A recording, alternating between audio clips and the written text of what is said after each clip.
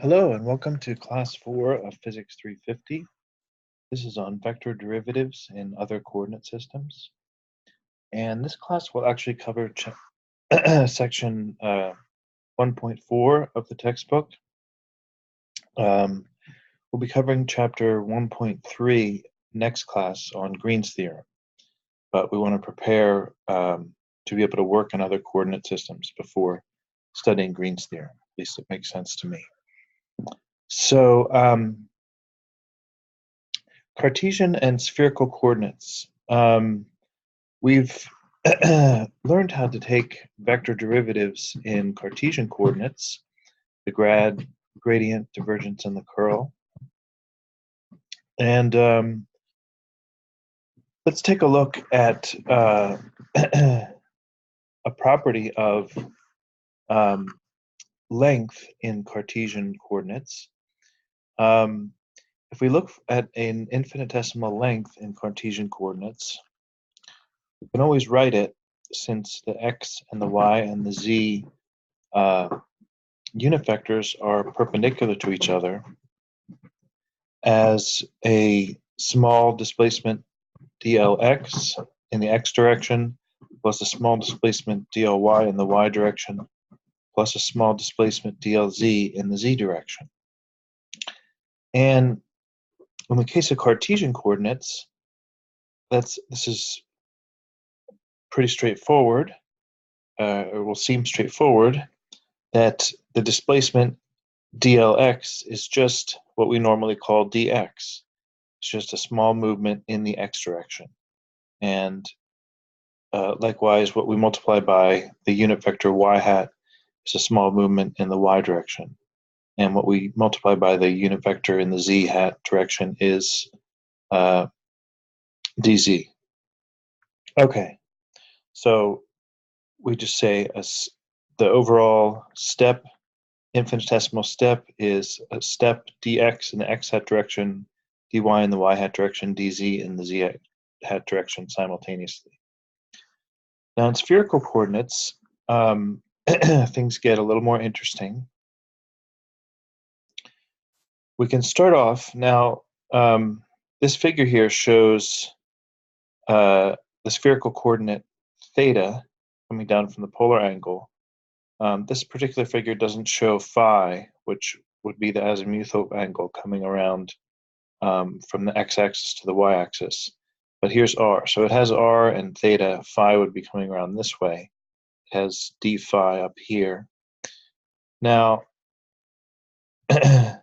because dr hat, or r hat rather, which would be in the radial direction, and theta hat, which would be actually in the downward direction, since theta increases going downward, so theta would be in the downward direction, and phi hat would be in the direction indicated by this vector.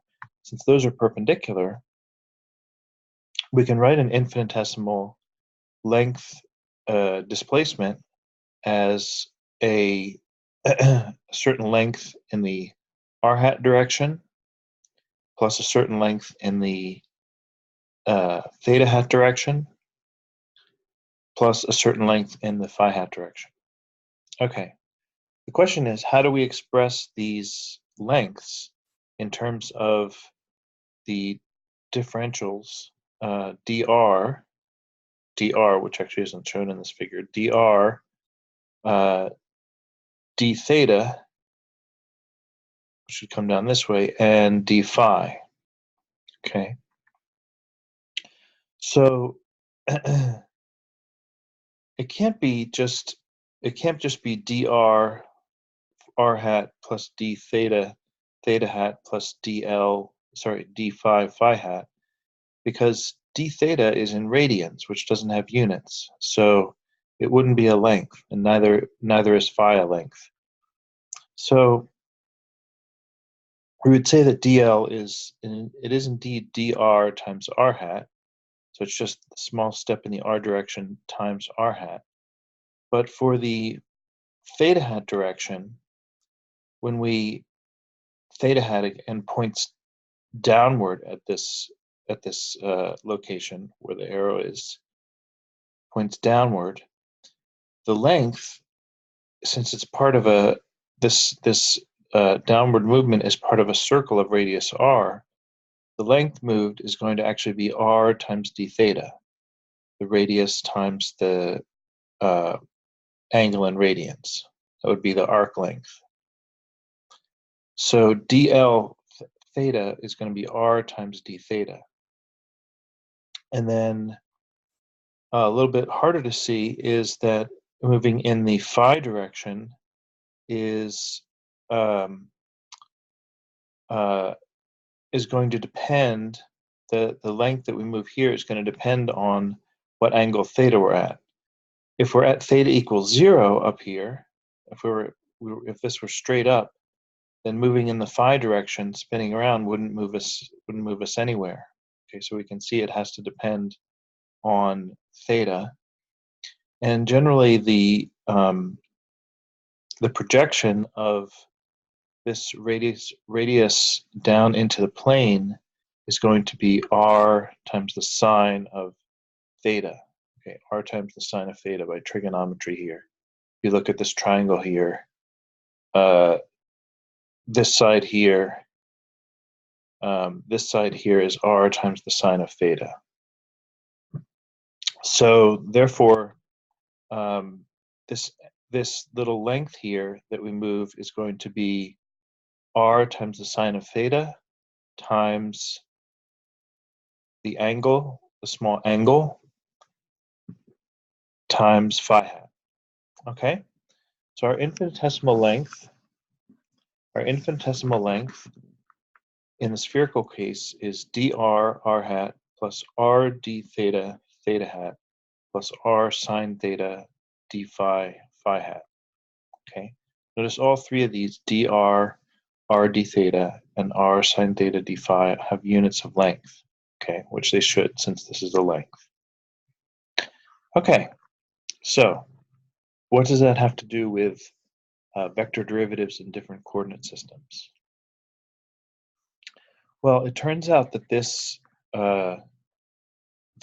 infinitesimal length turns out to be the key to understanding how to write the divergence, the curl, and the gradient in different coordinate systems. So we call these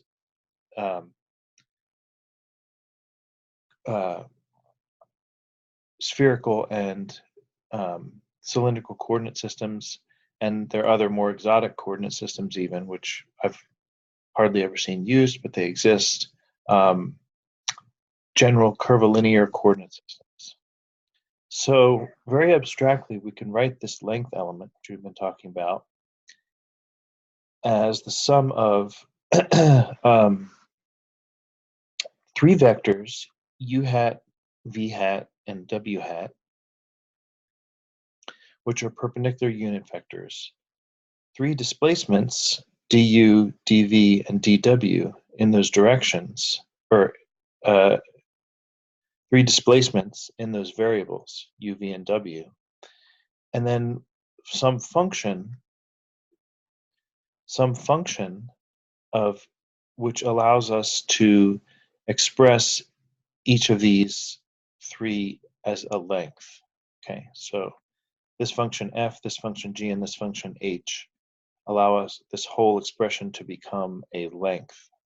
Okay, just like it did for spherical coordinates on the last slide. So let me just illustrate that. With Cartesian, u is the u unit vector is just x hat, the v unit vector is just y hat, and the w unit vector is z hat. So as a result, if we recall that dl is equal to dx x hat plus dy y hat plus dz z hat, that means that these functions here out in front, f and g and h, are just going to be equal to 1, right? Because we don't need to multiply du, which in this case is dx, by anything to make it a length, neither for dy or for dz. Okay, so these functions f, g, and h for Cartesian coordinates are all just 1. Okay, all right. They may seem unfamiliar or a little complicated, but pretty simple that they're all 1. For spherical, our first coordinate is r. Our second coordinate is theta, and our third coordinate is phi. So we have, what do we have for f, g, and h? Well, I claim we have f equal 1, g equal r, and h equal r sine theta. Okay, why would that be the case? Well, I'll pull up an equation from the previous slide where we reasoned from this geometrical figure that this infinitesimal length, which results from displacements in the r, theta, and phi directions here, is equal to dr r hat plus d theta theta hat plus d phi phi hat, excuse me, dr r hat plus r d theta theta hat plus r sine theta d phi phi hat. So we have to multiply d theta theta hat by r to get a length. That's why the g function is r. And we have to multiply d phi phi hat by r sine theta, which is why h is r sine theta. Okay? So hopefully from this example, you can see what the f, g, and h functions are doing. They're basically what we need to multiply the differential times the unit vector by in each of our 3 coordinates in order to get an infinitesimal length in those directions. Okay, once we've got those f, g, and h functions, we're in really good shape.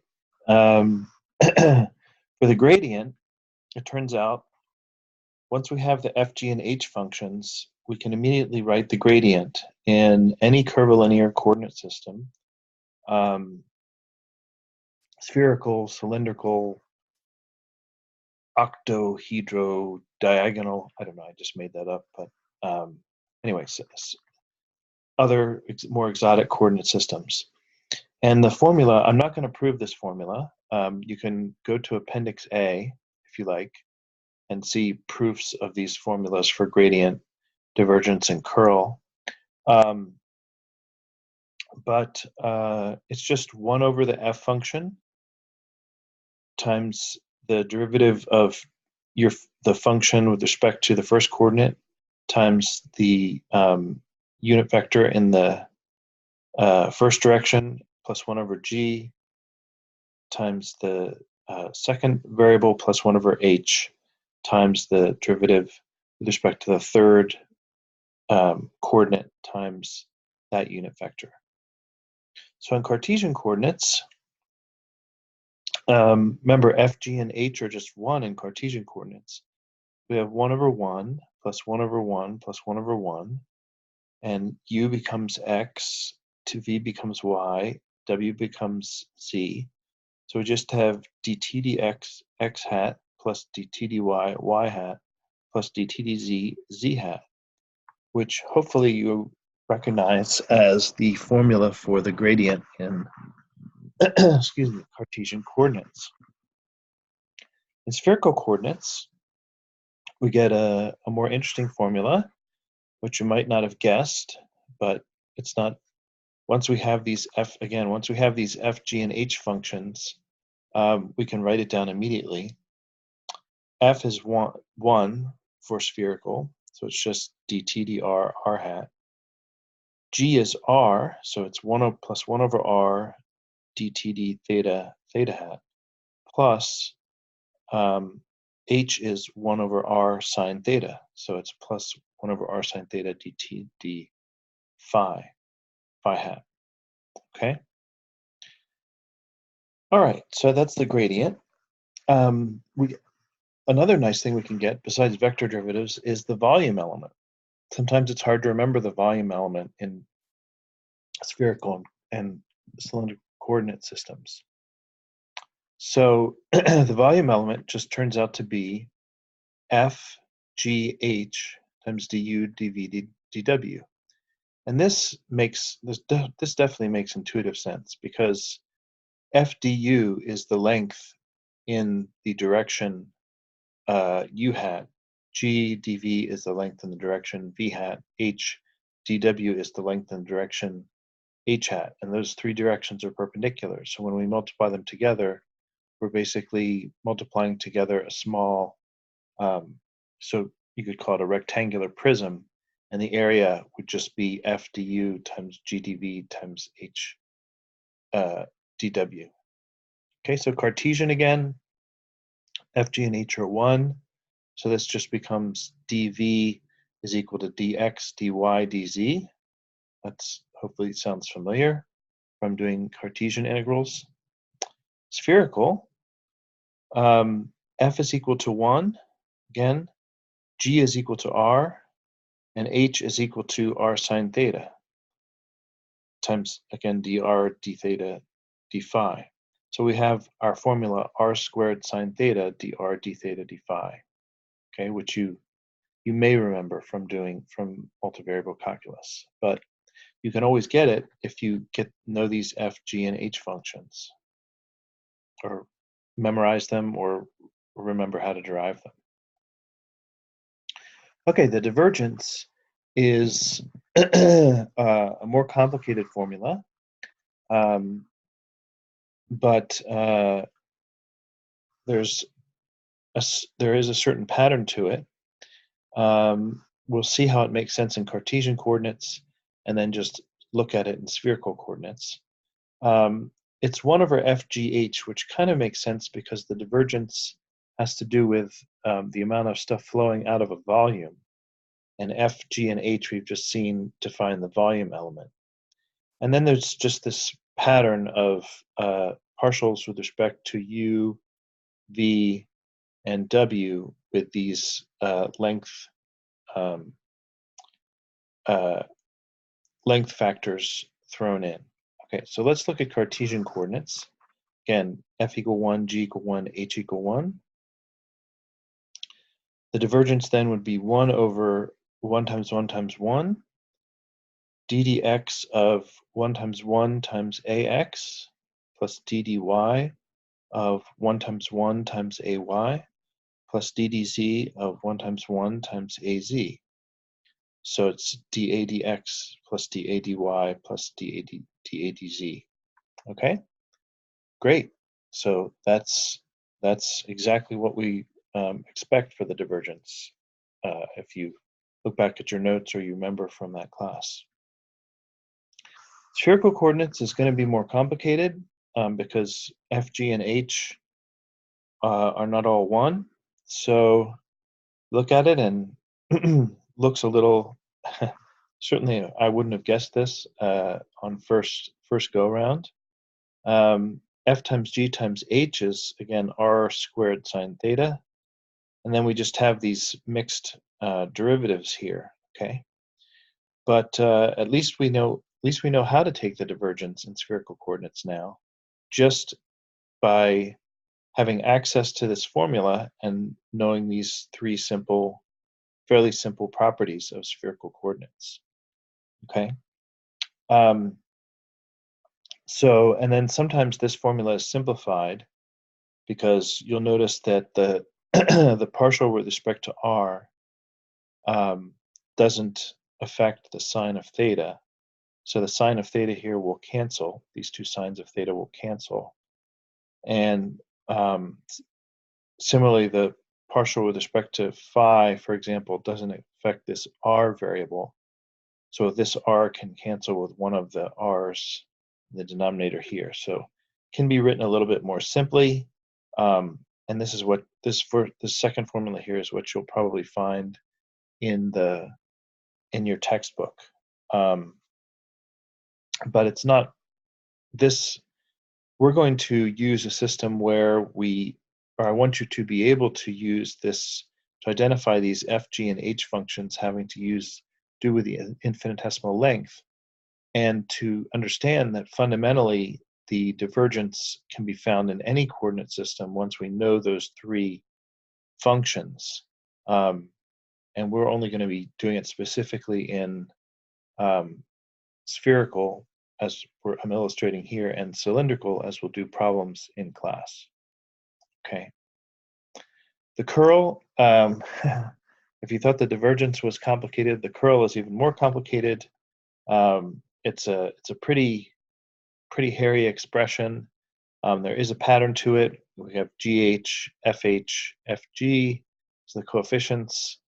You can, if you look closely and study this, you can see permutations of FG and H. There's a pattern to how it works, but I'm not going to ask you to memorize these equations. I would give them to you on any test. I just want you to know what they represent and what U, V, and W represent. That is the three different variables in your coordinate system, and what F, G, and H represent, those three functions in the infinitesimal length. So in Cartesian coordinates, we can just verify that with all those 1, we get a lot of simplification. These go to 1, all these H and G's and F's inside go to 1, and we get dAz dy minus day dz x hat plus dax dz minus daz dx y hat plus day dx minus dax dy z hat. Okay, so that is in fact, if you don't recognize it, what you get. Remember, we take the curl by taking the determinant of this matrix, hybrid matrix of unit vectors and partial operators, and that is in fact what you get. So that this formula checks out with Cartesian. For spherical, it's a real jumble. I do want you just to know in principle how to produce this formula. Again, having been given this formula as a reference and knowing that it's in spherical coordinates, so therefore your F, G, and H functions would be 1, R, and R sine theta. Okay? And again, you can simplify this a little bit by canceling out some R's and some thetas in some places. Okay, so just to conclude, what do we do to find the divergence, the gradient or the curl in another coordinate system? We write out the length element in the coordinate system in this form, where these are the three variables. For example, x, y, or z, or r, or theta, or and phi in spherical coordinates. And then we determine what functions f, g, and h are needed to turn each of these into a length in the respective, each of these three respective directions. Okay, so we determine these f, g, and h functions. Those are the keys. We identify these length elements factors f, g, and h, and then we use general formulas. And we've seen in this lecture here, we can find the volume element just as FGH times du, dv, dw. We have formulas for the grad, the div, and the curl in any given coordinate system.